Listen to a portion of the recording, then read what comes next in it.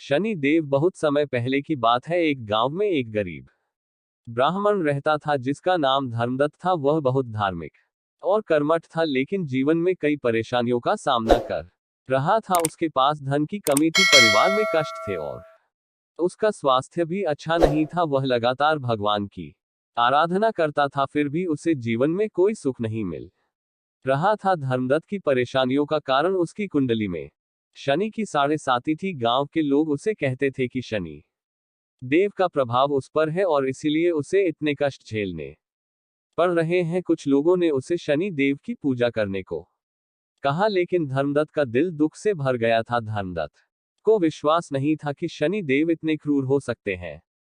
उसे लगा कि उसके सभी अच्छे कर्मों का कोई फल नहीं मिल रहा है। एक दिन उसने शनि देव से नाराज होकर कहा, हे शनिदेव, क्या मेरे सारे अच्छे कर्म व्यर्थ हैं? क्या मैं हमेशा कष्टों में ही रहूंगा? आपने तो न्याय का वचन दिया है, फिर मुझे ये दुख क्यों? उस रात धर्मदत्त को शनि देव का सपना आया। सपने में शनिदेव ने उसे बताया कि उसकी परेशानियां उसके पिछले जन्म के बुरे कर्मों का फल है, लेकिन उन्होंने यह भी कहा, धर्मदत्त, मैं तुम्हारे कर्मों का हिसाब रखता हूं। मैं देख रहा हूं कि तुमने इस जन्म में कितने अच्छे कर्म किए हैं। तुम्हारी तपस्या और सत्यता का फल तुम्हें जरूर मिलेगा। शनि देव की करुणा। कुछ समय बाद धर्मदत्त ने अपनी कठिनाइयों को धैर्य से सहन किया और भगवान पर अपना विश्वास बनाए रखा। शनिदेव ने उसकी तपस्या और श्रद्धा को देखा। एक दिन गांव में एक अमीर व्यापारी धर्मदत्त के घर आया और उसे अपने व्यवसाय में भागीदारी का प्रस्ताव दिया।